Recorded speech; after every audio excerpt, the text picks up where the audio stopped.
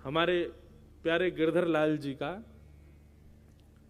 प्रथम जन्मोत्सव हुआ नाथद्वार में। तो नाथद्वारा में नियम क्या था कि कथा सुबह होती थी, शाम को उत्सव होता था। हम इतने व्यस्त हो जाते थे उत्सव में कि मैं नाथद्वारा श्रीनाथ जी दर्शन करने नहीं जा पाता था। पर एक बालक को हमने अपनी तरफ से नियुक्त किया था, भाई रोज तुम जाना और दर्शन करके हमको बताना आज ठाकुर जी लग कैसे रहे। वो ठीक है। तो सुबह सुबह उठ करके ठाकुर जी का स्नान आदि करा के उनका श्रृंगार करते, श्रृंगार करके आज जैसे पीली पीतांबरी पहना दी, सिर पर लाल पाग पहना दी, ठाकुर जी को नीली हटरी के अंदर विराजमान कर दिया।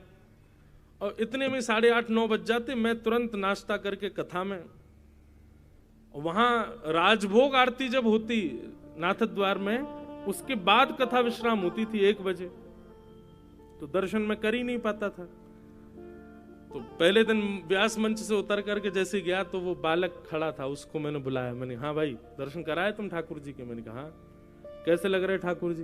बोले ठाकुर जी ने आज पीली पीतांबरी पहनी है, सिर पर लाल पाग पहनी है, गले में मोतियों की माला पहनी है और ठाकुर जी नीली हटरी में बैठे। मैंने कहा हमारे लाल जी की नहीं, मैं कह रहा हूं श्रीनाथ जी ने क्या पहना। बोले हम श्रीनाथ जी का ही बता रहे हैं। मैंने कहा ये तो हमारे ठाकुर जी ने पहना है। बोले कि नहीं नहीं महाराज जी, श्रीनाथ जी ने भी ऐसे ही श्रृंगार किया है।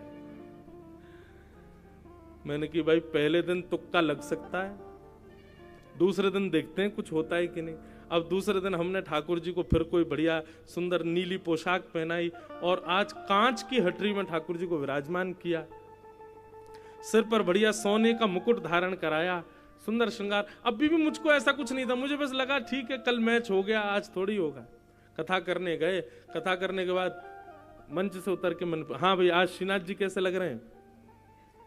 बोले महाराज जी आज ठाकुर जी ने सोने का मुकुट पहना है, ठाकुर जी कांच की हटरी में बैठे हैं, ठाकुर जी ने आज लीली पोशाक धारण करी है। अब तो ये सुनकर के मेरे हाथ पांव कांपे, बस नाचने का मन करे। मैंने सच बता भाई, तुम हमारे लाल जी को तो नहीं देख के आए? बोले नहीं नहीं, आपके लाल जी का मैंने दर्शन नहीं किया, मैं श्रीनाथ जी को देख के आया हूं।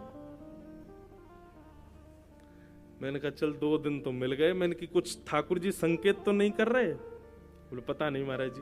तो हमने क्या किया, अगले दिन मैंने कि आज ठाकुर जी को ऐसा कुछ पहनाऊंगा जो मैच ही नहीं होगा। हमने अपने लाल जी को सेहरा पहना दिया, दुल्हा बना दिया। मैंने आज दुल्हा बन के दिखा। सेहरा पहनाया, सफेद पोशाक पहनाई, लाल चुनरी उड़ाई, वो लाल पटका पहनाया ठाकुर जी को, बहुत सुंदर श्रृंगार। और आज ठाकुर जी मोतियों की हटरी में विराजमान किए।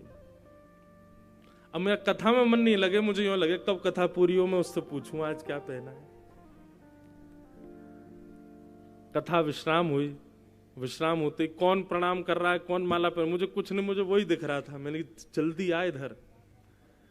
मैंने कि सही सी बता आज ठाकुर जी ने क्या पहना है? बोले आज तो ठाकुर जी दुल्हा राजा बन के बैठे हैं। मैंने कहा जय हो, बोल श्रीनाथ प्यारे की। उस समय की स्थिति में व्यक्त नहीं कर सकता हृदय से। इतना रोना आया, इतना ठाकुर जी को हृदय से लगा के आनंदित हुए कि जय हो ठाकुर जी। आज ऐसा लगा कि मानो उत्सव आपने स्वीकार किया। हम अपने ठाकुर जी का श्रृंगार करते और वो श्रृंगार अपने आप वहां श्रीनाथ जी का भी वैसा ही होता। यह है भक्ति। और ऐसे स्वीकारीकरण ठाकुर जी व्यक्त करते हैं। तो आप कभी कभी वृंदावन आते हैं, पहले ही सोच लिया करो बिहारी जी आज अगर आपने ऐसा कुछ पहन रखा होगा तो हम समझ जाएंगे आप हमसे प्रसन्न हो।